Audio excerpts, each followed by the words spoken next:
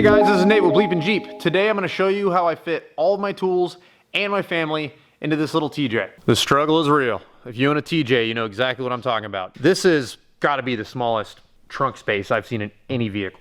So to fit all the tools you need to go have a good time without taking out the back seat and all your fluids and all that stuff, it's hard. You've got to really get creative on how you store your tools, and today we're going to cover all that. So I consolidate all this into a few ammo cans and some different military storage solutions. I actually found these cans here for $5 a piece at a thrift shop. This one I found for $10 at some random Army surplus in Idaho that we stopped at on our way back from Moab one year. I think the easiest way to do this video is going to be go through, put all this stuff back where it belongs, and then one by one I'm going to show you what I put in each can, how I group different things together, and how I make it all fit in the Jeep. So much better. It drives my brain crazy when I see an entire table full of stuff. So this is all the stuff that I like to keep next to me, next to the driver's seat. It fits perfect in between the edge of the Jeep and the driver's seat. And I've got a lot of things that are handy at any time. You've got a hammer, a bunch of different basic stuff like that, different size channel locks, different size crescent wrenches. I use this mallet a lot just for random things. I've got a lug wrench with, and this thing's actually pretty sweet. It does 3/8 and it does 1/2 inch. And then it's got a little bag full of sockets that fit multiple size lug nuts. So these are the kinds of things that I like to keep handy. This is kind of slick. This is like a Black Friday deal I got for like $10 or something at Home Depot. And I've never seen anything like it. I think it's pretty sweet. So I like tools that can kind of simplify your job being handy. This way I don't have to get into the trunk. This is something that I keep handy right next to the driver's seat as well. This is where I keep the majority of my tire stuff. So I've got a couple different ways to remove valve cores, which is really important. I have extra valve cores because people will shoot these things off in the snow or the mud and they'll have no idea where they went. So, 99 cents, you get like 20 of them. So there's no reason not to have that. This is my air down system. It's extremely easy. This has been around forever. I get a lot of crap for these because these are really slow compared to a lot of the new stuff that's out there, but it's $14. If I lose one of these or whatever, I can just buy a whole new set. It doesn't cost much. And for me, these work really well. I like to make the cheap stuff work when I can, and this is one of those times. Then of course, I've got some of the other basic tire stuff you need. I have a bag full of O-rings. These O-rings can make or break a happy trip, as I learned last year in Moab. They're super, super inexpensive. And so I bought like 2 of every size up to like a number 10 or something. I don't remember all the sizes of these, but last year I had one blow out on my power steering, and I was wheeling through Moab, just squirting fluid everywhere, and it was really a nightmare. Then the last little bit of information on this is I keep it in a bag because I've broke a number of these containers and there's a lot of small parts in there that I don't want to be trying to dig through all the dirt on the bottom of my Jeep floor trying to retrieve. So this way, if it breaks open, it's at least in this bag. Oh, it's kind of hard to put it in the bag while I'm talking. There we go. At least it's in this bag, so if it breaks open, no big deal. I can just unzip it, see that it's broke, and replace the plastic. This is the last thing that I try to keep as handy as possible. I stuff this in between the passenger seat, and then this is like the outside of my Jeep right here. This is a bag that I picked up for $5 at Army surplus. That one was like, I think $10, somewhere in there. And it's just one of those things where, it couldn't be better. I put this on there just, it's first aid, but I put all my first aid stuff in here, and it's just nice to have it all in one place. And then I've got some sunscreen because I always seem to forget that. If you have a really deep cut, that's when you would access my first aid kit. I don't use Band-Aids and stuff for little boo-boos. That's not how I roll. I'm sure you guys have seen in the videos, I'll have just gnarled up hands with no Band-Aids. And so I don't have a lot of that kind of stuff in here. What I do have is I used our vacuum sealer that we use to vacuum seal meat to get a bunch of this stuff to where it's going to be weatherproof and dry, and then it shrinks it down. So I've got gauze roll, I've got wound wipes, I've got different stuff like that, creams. There's a wound seal in here. My wife and I had a really bad rollover about probably 4.5 years ago, and she cut her head really bad. We rolled 3.5 times, and my TJ and destroyed it. And the factory cage had a hole in it that tore into her head, and she was bleeding. It was horrifying. She was bleeding so bad. And if we had something like this, it would have been such a better peace of mind, because when you have a cut in your head and it's through, you know, my wife has long hair, you can't access it. So it ended up, we stopped the bleeding by putting a bunch of pressure on it, but she had like this helmet of blood. I mean, it was disgusting. We had to go to the doctor and get it cleaned up really good. But if we were able to throw wound seal on there and just stop that bleeding, you know, it would have been a lot less shock for us to deal with this head wound. And, you know, who knows, it could be worse than what happened to us. And something like this, I feel like, could be really valuable to have some wound seal. It's like a powder that you toss on there, and it immediately coagulates the blood and keeps it from bleeding. And then you can wrap it in gauze or whatever, and then go get some medical treatment. This is a giant emergency bandage that I got at a Army surplus. Again, this is one of those things, it's like $5. When you go into these places, you know, some of them you can get really good deals on, and I think that this is something you don't see at Walmart anyway. You know, this is a military type of abdominal bandage, so there's a ton of material in here, and it's so cheap, it's hard not to buy it. And then I don't know if you guys have ever used this kind of stuff, the wound wash, but it works really well. If you get a nasty cut, you know, you're working on something and you just slice the crap out of your hand and you've got mud all over it because you're working on your Jeep and grease and everything else, this has a little hole in the top and you can just spray it out and spray it out. And this doesn't hurt like, you know, other stuff would that you're cleaning your wounds out with, and you can just really take your time and clean the crap out of it. I think that this is really valuable. Again, I'd rather have this than Band-Aids any day. And then I got another big roll of some of this tape. This is, again, it was like $1 at Army surplus. So between all this, I feel pretty confident that we can handle, you know, a little bit higher, a more intense situation, at least get somebody's wound wrapped up well enough that we can get them off the trail and either get them airlifted if need be, but more than likely just drive them to the hospital and have a professional take care of it. This box is where I keep all of my tools. There is a ton of bags in here. I had to figure out a way to consolidate this massive toolkit that I bought. I bought a big toolkit on Black Friday because I wanted to have a whole bunch of sockets to keep, you know, with me off road. I've got brake clean. I have the Volkswagen specific coolant already mixed to 50-50 because I have a Volkswagen engine and I can't just put regular green stuff in there. I've got a whole bunch of these little guys marked. So I'm not going to show you every one of these, but I will show you an example of the kind of stuff that I keep in here. This is my 12-volt kit. Everybody needs to carry 12-volt stuff. And before you go and you start wheeling used vehicles, you need to make sure you have a basic understanding on how 12-volt stuff works. What I have in here is just the basics for troubleshooting. So let's see. I've got some random lengths of wire if I need it. I've got a bunch, I prefer to solder, but I got a bunch of butt connectors in here because I think it's so much easier. I have a whole bunch of different size fuses. This is something else that's good for troubleshooting. I've got one of these little crack lighters, and then I have a test light.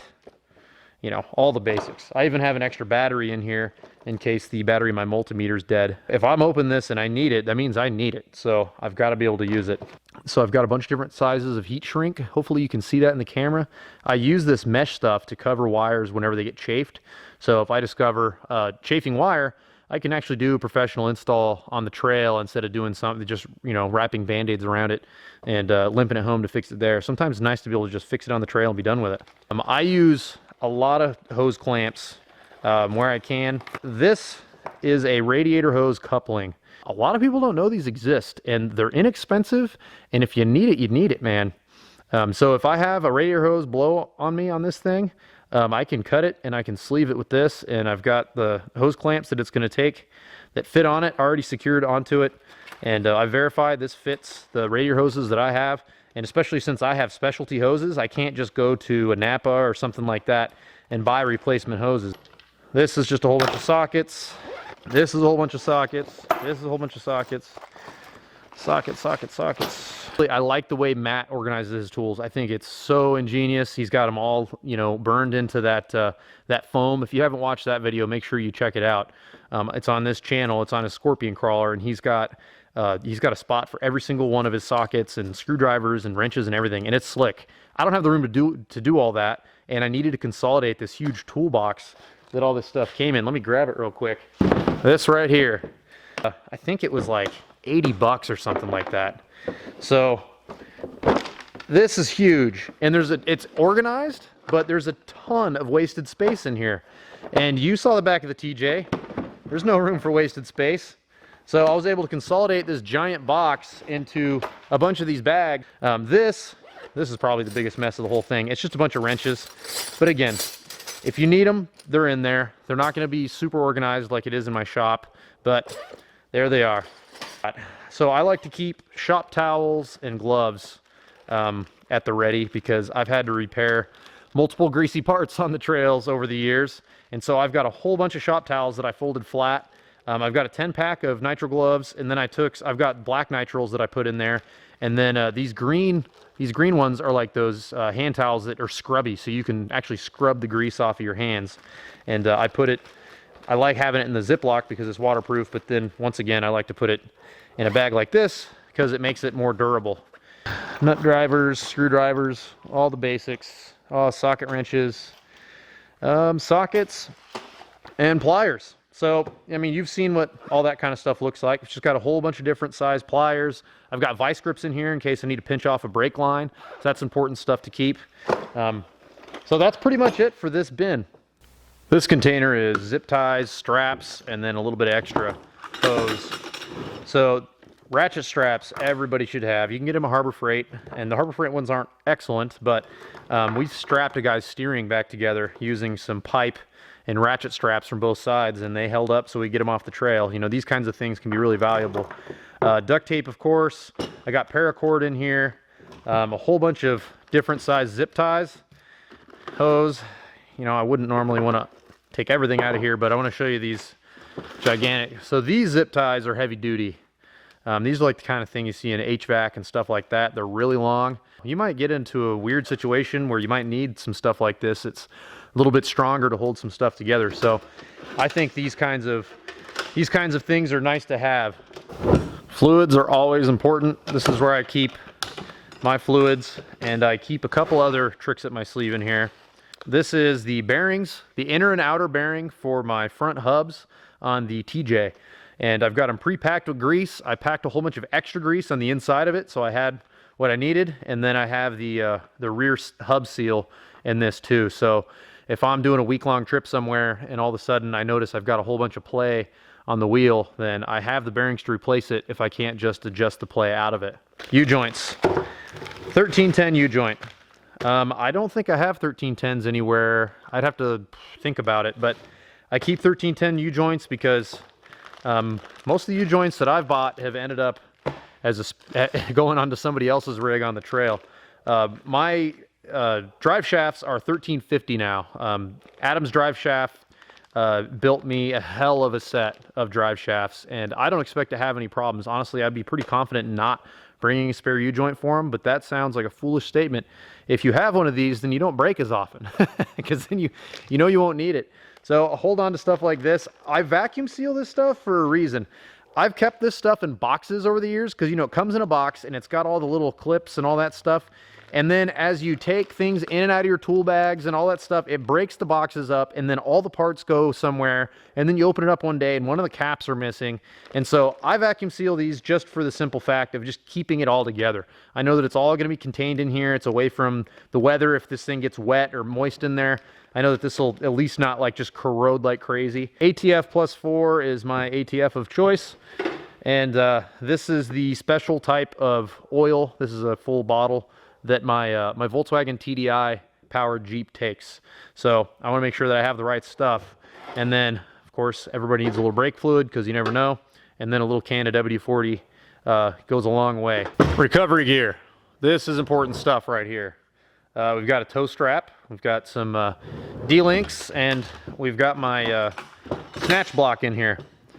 This is kind of a medium-sized tow strap. I think it's either 15 or 20 feet. I can't remember off the top of my head. So it works pretty good for a tree saver, and it'll also work as a tow strap. I keep multiple pairs of gloves throughout the Jeep because I like to, you know, if I open this box, it's good to have some gloves on before you start operating your winch. A whole bunch of different size D-rings. I like these little ones if you've got to pull out like a, you know, a Jetta or somebody, you know, a Subaru, something that's stranded on the side of the road. All right, this is the last one. It's the smallest container I've got. I keep my jumper cables in here, and then I keep a really small bottlenose jack. I got everything mounted back in the Jeep, and I wanted to show you how I do this. So underneath this is that little container that I put all my little tire odds and ends in there. And then I zip tie one part of this strap to the bottom frame of the seat. And then once I place this in there, I just take this strap. It's just like a bungee basically. And then I just bring it around and hook it. So that way if I was in a rollover or something, this doesn't just come flying out at me. I did the exact same thing on the other side for this medic kit. So same deal. But you can see, I mean, it fits in there tight. It doesn't take any extra space up in the cab, and then it frees up some space back here. So let's take a peek, and I will show you how I arrange all this stuff. I have just enough wiggle room to get these boxes in and out. Like they looks like they're crammed in there. They actually come out fairly easily. And I wrote down what's in each one, so whenever I drop this tailgate, say we're out on a trail, I need to fix something, I can drop the tailgate, I can grab the jack. I like these drop-down tailgates for the TJs because of this reason. I can just open it up right here. I can take stuff out. I can place it on here. I can grab a tool, take it to a buddy's Jeep, whatever. So the last little trick that we got to do here is fit these in there. And I like to kind of put some pressure between this tailgate and all these cans. So I put that right there. Whoop. And then I put this right here. I'm going to try to do this one-handed. So we're going to take the tailgate right there. Then I kind of jam this extra.